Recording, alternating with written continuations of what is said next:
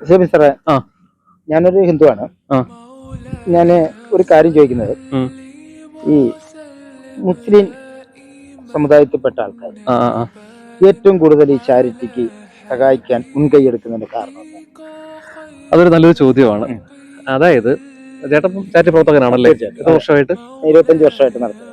ഏറ്റവും കൂടുതൽ സഹായങ്ങൾ തന്നിട്ടുള്ള ആളുകൾ ആരായിരിക്കും? അതുകൊണ്ടാണല്ലോ ഞാൻ ചോദിച്ചത്. ആരായിരിക്കും? മുസ്ലിങ്ങളെ. അതെ, അതിനൊരു കാരണം എന്ന് പറയുന്നത്, ഈ നമ്മളെ കൊച്ചിയിലെ മദ്രസകളിൽ, ഞാൻ മദ്രസയിൽ പഠിച്ചിട്ടുള്ള ഒരാളാണ്, മദ്രസകളിൽ പഠിപ്പിക്കുന്ന ഒരു കാര്യമുണ്ട്. ദൈവം അള്ളാഹു പറഞ്ഞൊരു കാര്യമാണ്. അള്ളാഹുവിന് വേണ്ടി നമ്മൾ നിസ്കരിക്കുന്നുണ്ട്, നോമ്പ് അനുഷ്ഠിക്കുന്നുണ്ട്, ഹജ്ജ് ചെയ്യുന്നുണ്ട്, അങ്ങനെ കുറെ പുണ്യകർമ്മങ്ങൾ ചെയ്യുന്നുണ്ട്. ഈ ഒരു പ്രധാനപ്പെട്ട ഒരു കാര്യം ഖുർആനിൽ പറയുന്നതെന്ന് വെച്ചാൽ, നിങ്ങൾ എനിക്ക് വേണ്ടി എന്തെങ്കിലും ചെയ്യണമെന്ന് ആഗ്രഹം ഉണ്ടെങ്കിൽ നിങ്ങൾ പാവങ്ങളെ സഹായിക്കൂ. നിങ്ങൾ ഭൂമിയിലുള്ളവരോട് കരുണ കാണിച്ചാൽ ആകാശത്തിലുള്ളവൻ നിങ്ങളോട് കരുണ കാണിക്കും എന്നാണ് പറയാ. അതെ, അതായത് നമ്മളെ മാതാപിതാക്കളെ ആണെങ്കിലും നമ്മുടെ സഹജീവികളെ ആണെങ്കിലും, എന്തിന്, ഇനി ഉറുമ്പിനാണെങ്കിൽ പോലും ആഹാരം കൊടുക്കാനാണ് പറഞ്ഞത്. ആഹാരം കൊടുക്കുക, അവരെ സഹായിക്കുക എന്ന് ഞങ്ങളെ പറഞ്ഞ് പഠിപ്പിച്ചിട്ടുണ്ട്. ആ ഒരു ബേസ് ഉള്ളത് കൊണ്ടാണ് ഈ ചാരിറ്റിയിൽ മുസ്ലിങ്ങൾ ഏറ്റവും കൂടുതൽ മുൻപന്തിയിൽ നിൽക്കുന്നത്. അത് ഒരുപാട് കോടീശ്വരന്മാരുണ്ടായിട്ടൊന്നും അങ്ങനല്ല, കോടികൾ ഉണ്ടായിട്ടുമല്ല. പക്ഷെ കിട്ടുന്ന ഒരു 100 രൂപ കിട്ടിയാൽ അതിൽ 2 രൂപയെങ്കിലും പാവപ്പെട്ടവന് അർഹതപ്പെട്ടതാണ്. അങ്ങനെ പഠിപ്പിക്കുന്നത്. നിനക്കൊരു 1000 രൂപ ശമ്പളം കിട്ടിയാൽ അതിലൊരു 10 രൂപ നിന്റെതല്ല, അത് മറ്റൊരു പാവത്തിന്റെ അല്ലെങ്കിൽ ആഹാരം കഴിക്കാതെ കിടക്കുന്നവന്റെ അവകാശമാണ്, നീ അത് കൊടുക്കണമെന്ന് ഞങ്ങളെ പറഞ്ഞ് പഠിപ്പിക്കുന്നുണ്ട്.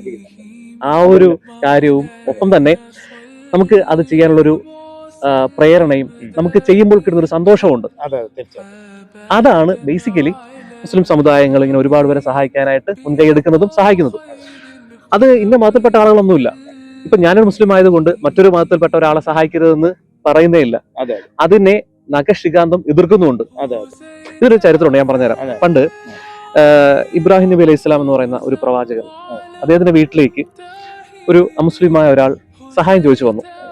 അപ്പോ ഇബ്രാഹിം നബി അലൈഹി സ്വലാം പറഞ്ഞു, താങ്കൾ മുസ്ലിം അല്ലല്ലോ, താങ്കൾക്ക് ആഹാരമില്ല എന്ന് പറഞ്ഞയച്ചു. ഉടനെ തന്നെ ദൈവത്തിന്റെ അശരീരി ഉണ്ടായെന്നാ പറയുന്നത് അവിടെ.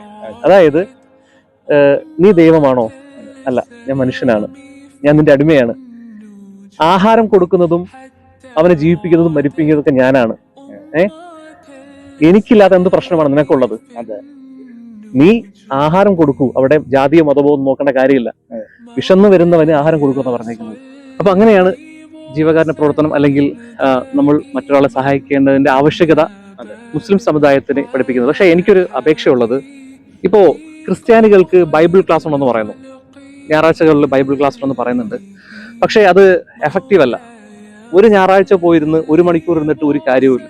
നമ്മുടെ മദ്രസകളിൽ ഞങ്ങൾ മുസ്ലിങ്ങളെ ദീൻ പഠിപ്പിക്കുന്ന മദ്രസകൾ എന്ന് പറഞ്ഞാൽ, എല്ലാ കുട്ടികൾക്കും ജനിച്ചു വീണ് 3-4 വയസ്സാകുമ്പോൾ ദർസിൽ 1-ാം ക്ലാസ്സിൽ കൊണ്ട് ചേർക്കും.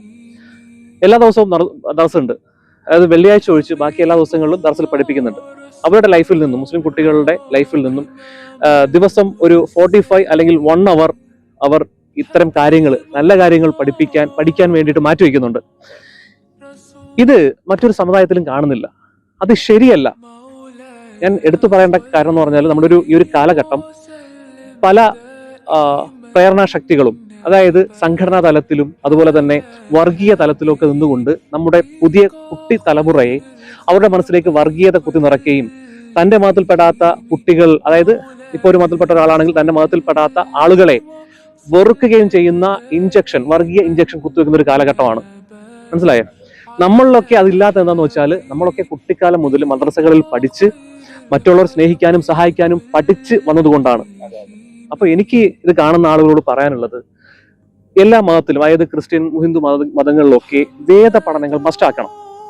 അത് ആഴ്ചയിൽ ഒരിക്കലല്ല, പറ്റുമെങ്കിൽ ആഴ്ചയിൽ ഒരു 6 ദിവസമെങ്കിലും രാവിലെയോ വൈകുന്നേരോ ഒരു 1/2 മണിക്കൂർ മതപഠനത്തിന് അവരെ വിധേയമാക്കുകയാണെങ്കിൽ അവരുടെ മനസ്സിലെ തിന്മകളെ, അതായത് പുറത്തുള്ള നമ്മളെ മാതാപിതാക്കളൊന്നും അറിയുന്നില്ല, അവർ ഏത് വഴിക്ക് പോകുന്നു, ഏതൊക്കെ ഗ്രൂപ്പുകളിൽ ആഡ് ആവുന്നു, ഏതൊക്കെ വർഗീയ ശക്തികൾ അവരെ ബ്രെയിൻ വാഷ് ചെയ്യുന്നു പറയാൻ കഴിയില്ല.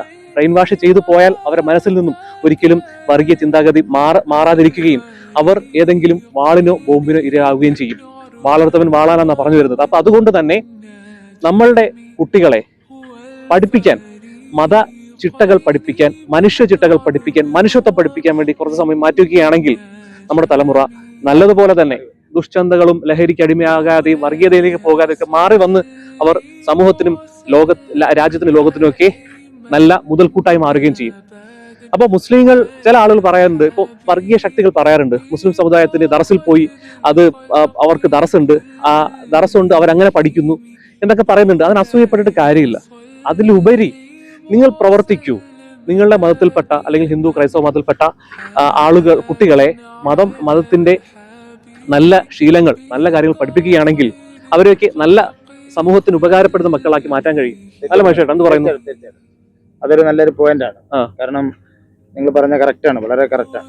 ഇപ്പൊ എനിക്ക് തന്നെ എൻ്റെ ഈ പ്രവർത്തനത്തിലൂടെ എനിക്ക് മനസ്സിലാക്കിയ ഒരുപാട് അനുഭവങ്ങളാണ് ഞാൻ ഷെയർ ചെയ്തത്. ജാതി മതം ഒന്നും അത് എന്നോട് ശത്രുത തോന്നിട്ട് കാര്യം. അതെ, സത്യമാണ്. വാരിത്തരുന്നവനും കൂട്ടിത്തരുന്നവനും നമ്മൾ ഒരിക്കലും മറക്കാം. ഞാൻ വിശ്വസിക്കുന്നത് എൻ്റെ പിറന്ന മണ്ണ്, ഈ മണ്ണിനോടാണ് എനിക്ക് സത്യം. കാരണം ഞാൻ തെന്നി വീണാലും ഒരപകടം സംഭവിച്ചാൽ എന്നെ ഈ മണ്ണ് കൈവിടില്ല എന്നുള്ള ഒരു മണ്ണിലേക്ക് തന്നെ പോയേ പറ്റത്തുള്ളൂ, ഒരു ഉറച്ച വിശ്വാസം. തീർച്ചയായും. കാരണം നമ്മളായാലും നിങ്ങളായാലും എന്നെ കൊണ്ടുപോയി ചിലപ്പം അടക്കുന്നിടത്തോ അല്ലെങ്കിൽ ദഹിപ്പിക്കുന്ന സ്ഥലം വരെ എത്തുകയുള്ളൂ.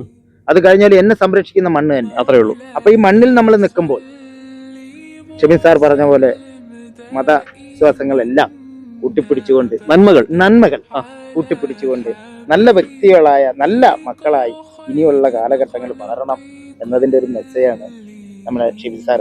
അത് വളരെ സന്തോഷമുണ്ട്. ഓക്കെ, നന്ദി.